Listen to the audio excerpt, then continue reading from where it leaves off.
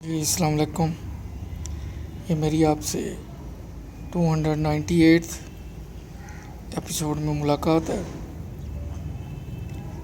اس episode میں پاکستان میں جو کرپشن ہے اس کے حوالے سے بات ہوگی. پہلے سٹیپ میں تو یہ ہے کہ کرپشن کی جاتی ہے جب 4-5 سال بعد گورنمنٹ بدلتی ہے، نئی گورنمنٹ آتی ہے، پھر عدالتوں میں نیب میں ریفرنس جاتے ہیں. اتنی دیر میں پیسہ جہاں جانا ہوتا ہے وہاں پہنچ چکا ہوتا ہے. جن جن کی جیبوں میں جانا ہوتا ہے ان کی جیبوں میں چلا گیا ہوتا ہے. اب ہونا کیا ہے کہ کیس عدالتوں میں جاتے ہیں، دونوں طرف سے وکیل ہائر کیے جاتے ہیں. ظاہر ہے عدالتوں میں لوگوں کو تنخواہیں ملتی ہیں، ڈی اے ملتے ہیں، وہاں بجلی صرف ہوتی ہے، اے سی چلتے ہیں.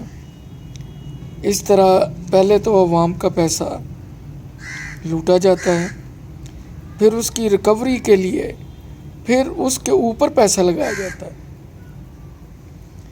وزیروں، مشیروں، انویسٹیگیٹر کی آنیاں جانیاں ہوتی ہیں اندرون ملک بیرون ملک، وہ سب عوام کے پیسے پہ ہوتی ہیں. اور یہ خرچہ پھر عوام سے لے کے پورا کیا جاتا ہے. پہلے ان کی جیبوں پہ ڈاکہ ڈالا جاتا ہے، وہ خواہ آٹے کی صورت میں ہو، چینی کی صورت میں ہو، گھی کی صورت میں ہو، سیمنٹ کی صورت میں ہو، یا ویسے مختلف جو پبلک ورکس کے پروگرام ہیں ان کا ہو.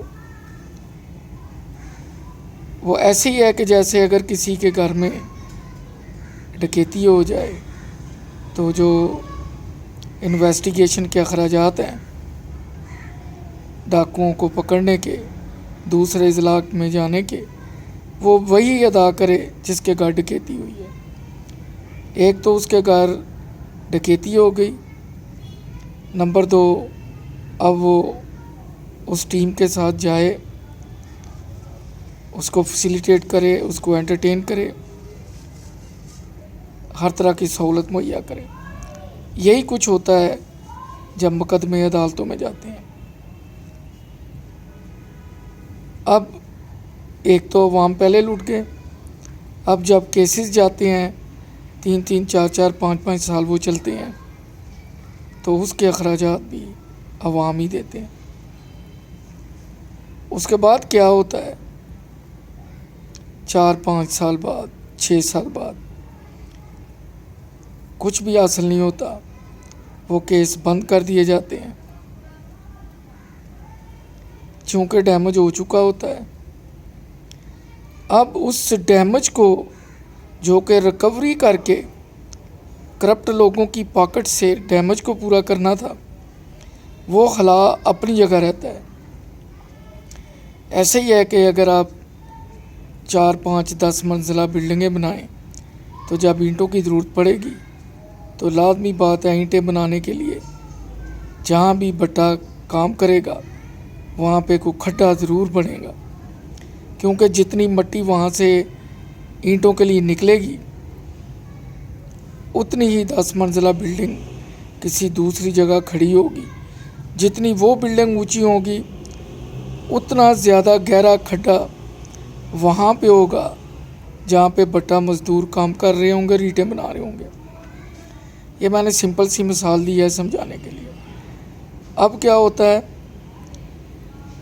لوٹ مار ہو جاتی ہے، ریکوری کے نام پہ ڈی اے بنتے ہیں، کیس عدالتوں میں چلتے ہیں، سرکاری وکیلوں کی فیسیں، پرائیویٹ کی فیسیں، عدالت کا ٹائم، بجلی، پانی،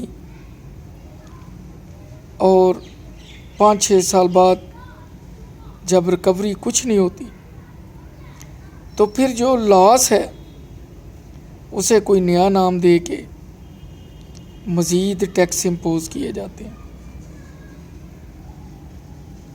اور یا تو وہ خاموشی سے گیس بجلی کے بلوں کے ذریعے وصول کر لیے جاتے ہیں، یا پھر ٹیکس کی ریشو بڑھا کے وہاں سے وصولی کر لی جاتی ہے۔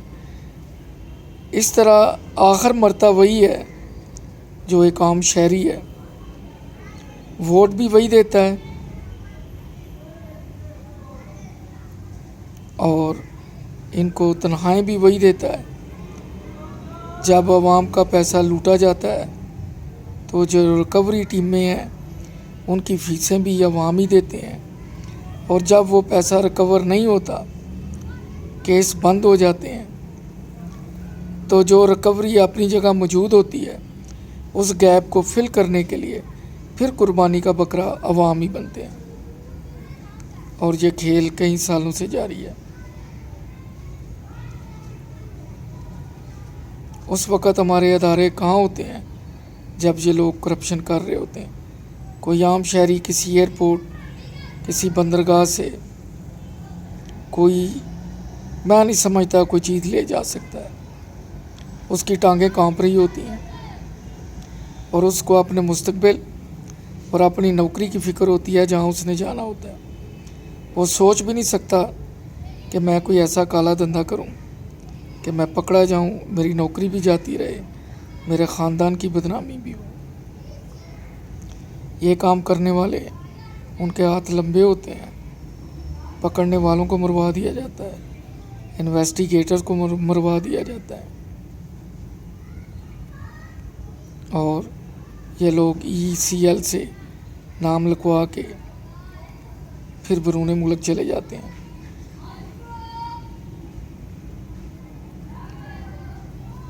پتہ نہیں یہ کھیل کب ختم ہوگا۔ بجلی کے بلوں میں اگر 60% کاسٹ آف الیکٹریسٹی ہے تو اس میں تقریباً 40% ٹیکسیز ہیں۔ اکثر ٹی وی میں پروگرام میں آتا ہے کہ بجلی مہنگی کے منصوبے لگائے گئے، معاہدے کیے گئے کہ ہم نے 1000 یونٹ، مثال کے طور پہ ہم نے 1000 یونٹ تیار کرنا ہے، آپ اس میں سے بھلے 50 لیں، 100 لیں، 500 لیں، ہم نے قیمت 1000 کی لینی ہے۔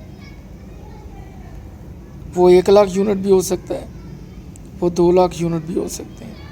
اب اگر بجلی کی کنزمپشن کم ہے، لائن لاسز ہیں، پھر لائنیں ان کا بوجھ نہیں اٹھا سکتی، تو جو بجلی پیدا کر رہا ہے اس کی موج ہے،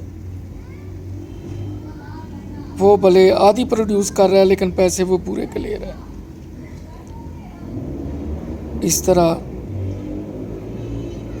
اب گورنمنٹ کیسے، یا آنے والی حکومت کیسے کسی آبی منصوبے پر کام کرے گی جب کہ اس کے ہاتھ باندھ دیے گئے ہیں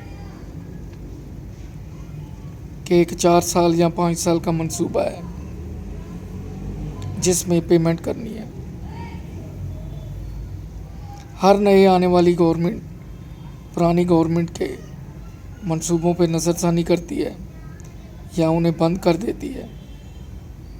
عمارتیں کھڑی رہتی ہیں، ڈھانچے بارشوں، سیلابوں اور موسمی سختیوں سے تباہ و برباد ہو جاتے ہیں، عوام کا پیسہ برباد ہو جاتا ہے۔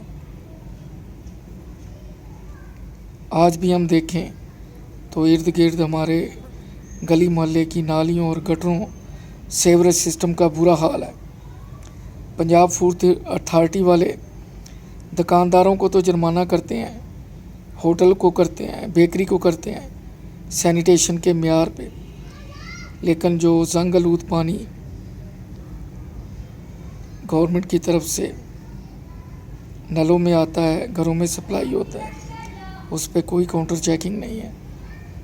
جو گلیوں میں گٹر ابلتے ہیں وہاں پہ فوڈ اتھارٹی کو چاہیے کہ وہ متعلقہ محکمے جائے، ان افسروں کو پکڑے، انہیں جرمانے کرے۔ کوڑا کرکٹ سڑکوں پہ پھینک دیا جاتا ہے، کسی کے گھر کے سامنے تو نہیں پھینک سکتے، لیکن اس کے لیے بہترین جگہ یا قبرستان کے قریبی سڑکیں ہیں، یا جو گورنمنٹ کے ادارے ہیں ان کے جو آتے ہیں، یا سڑک کے ساتھ جو منسلک جگہ ہے وہاں پہ فلتھ ڈپو بنا دیا جاتا ہے. وہاں پہ ہماری فوڈ اتھارٹی کوئی کام نہیں کرتی. جو ہمارے کرتا دھرتا ہیں، ہمارے ممبر ہیں، ان کو سوچنا چاہیے. بجلی کی تاریں، کیبل کی تاریں، ٹیلی فون کی تاریں گلیوں میں سروں کو چھو رہی ہوتی ہیں، اس کی طرف کسی کا دھیان نہیں جاتا. عوام سے وصولیاں کر لی جاتی ہیں لیکن ان پہ خرچ نہیں کیا جاتا. ہمارا زرعی ملک ہے، اس کے باوجود اجناس بیرون ملک سے آتے ہیں. وہ اس لیے کہ ایک تو منگانے والے کو سبسڈی ملتی ہے، پھر اس پہ گورنمنٹ کو فوراً ٹیکس مل جاتا ہے، کیونکہ انہیں پتہ ہے جو بڑے بڑے کسان ادھر اجناس، زرعی اجناس پیدا کرتے ہیں، وہ پیداوار کو چھپاتے ہیں، ان سے ٹیکس لینا مشکل ہے. بار طور یہ معافی ہیں، یہ بلی چوہے کا کھیل ہے. اس میں ایسا الجھا دیا گیا ہے کہ کئی دفعہ معزز عدالتیں بھی ان کے آگے بے بس ہو جاتی ہیں. اکاؤنٹوں میں اربوں خربوں کی ٹرانزیکشن ہے. میں خود بینک میں جاب کی ہے، مسئلہ ہی نہیں پیدا ہوتا کہ کوئی ایسا کام کر سکے جب تک اس میں جو بینک کی ہائر اتھارٹیز ہیں وہ انوالو نہ ہوں. جس کے اکاؤنٹ میں گیا ہے وہ تو مجرم بعد میں ہے.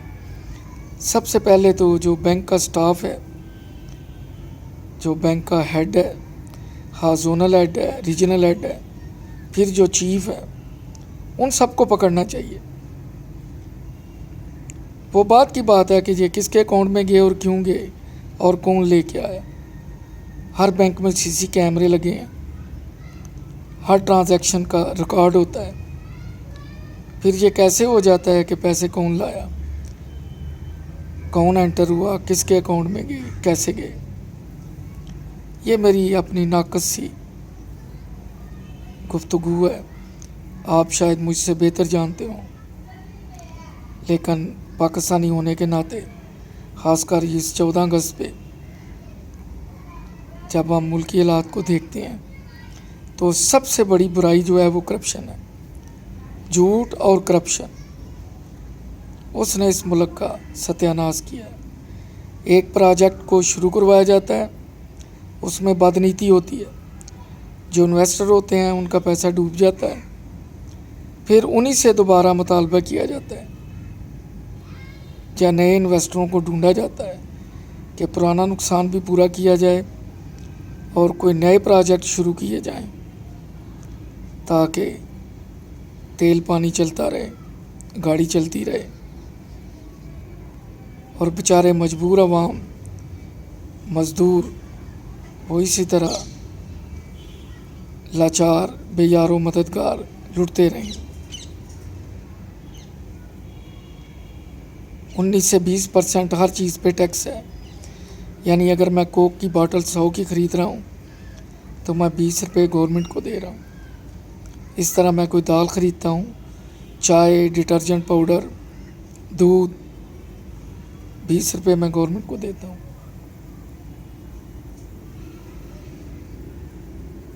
اگر 1000 کی چیز ہے تو 200 روپیہ سیدھا گورنمنٹ کے کھاتے پہ چلا گیا. یعنی میں اگر کہیں مزدوری کر کے 1000 روپیہ کما کے گھر لا رہا ہوں تو جب میں چیزیں لینے جاتا ہوں تو 200 روپیہ میں دکان پہ دے آتا ہوں. اس کے بعد جب بجلی کا بل آتا ہے تو اگر 1000 روپیہ بل ہے تو اس میں تقریباً 350-400 روپیہ ٹیکس میں چلا جاتا ہے. اور حیرانگی کی بات یہ ہے کہ اس میں ٹیلی ویژن فیس شامل ہے، جس پہ کوئی ٹی وی اینکر، کوئی پروگرام کرنے والا، کوئی ادارہ سوال نہیں کرتا، نمائندگی نہیں کرتا کہ یہ ٹی وی فیس کس لیے ہے. کم سے کم گورنمنٹ 14 اگست پہ یہ ٹی وی فیس ہی معاف کر دیتی. कौन देखता है टीवी? अब तो हर घर में केबल है, केबल वाले को भी दो, टीवी वाले को भी दो। फिर अगर मोबाइल पे आप प्रोग्राम देख सकते हैं या ब्रॉडबैंड पे टीवी देख सकते हैं तो फिर आप वहाँ भी टैक्स दें, यानी जिससे आपको कोई फ़ायदा नहीं है, जिस चैनल को आप टच भी नहीं करते उसकी भी फीस है। हमारे अरबाब इख्तियार को आवाम को रिलीफ देखने का सोचना चाहिए। जब भी 14 अगस्त या 23 मार्च या 6 सितंबर या छोटी बड़ी ईद के मौके आते हैं तो जिस तरह कैदियों की सज़ाओं में तख़फ़ीफ़ की जाती है, गवर्नमेंट को चाहिए कि इन ख़ास मौक़ों पे आवाम को रिलीफ दे। बिजली की जो चोरी होती है, गैस जो चोरी होती है, उसको रोकना गवर्नमेंट का काम है, मेरा काम नहीं है। और वो चोरी नहीं रोकती और पैसे मुझसे वसूल करती है, ये अजीब बात है। उसे वोट मैं इसलिए देता हूँ कि वो मेरे मफाद का तहफ़्फ़ुज़ करे। लेकिन अगर मुझे ये कह दिया जाए कि आपका दुकान है, आपकी स्टोर है, आप गनमैन रख लें, तो 25,000 पे तो आप गनमैन रखें। शहरी को तहफ़्फ़ुज़ फराहम करना गवर्नमेंट की ज़िम्मेदारी है।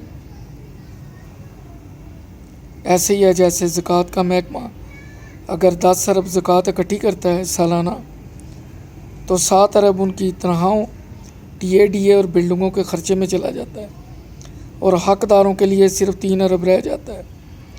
उसमें भी कुछ ट्रेनों जो हो जाती है, और मेरा ख़्याल है बड़ी मुश्किल से थोड़े से पैसे हक़दारों तक पहुँचते हैं। हमें इस पर गौर करना चाहिए। मैं कोई अरस्तू या फ़िलासफ़र नहीं हूँ, इस मुल्क का आम शहरी हूँ, मुझे बात करने का हक़ है। मेरी बात से किसी की हक़ तलफ़ी हो या किसी को बुरा लगे तो मैं मादरत चाहूँगा।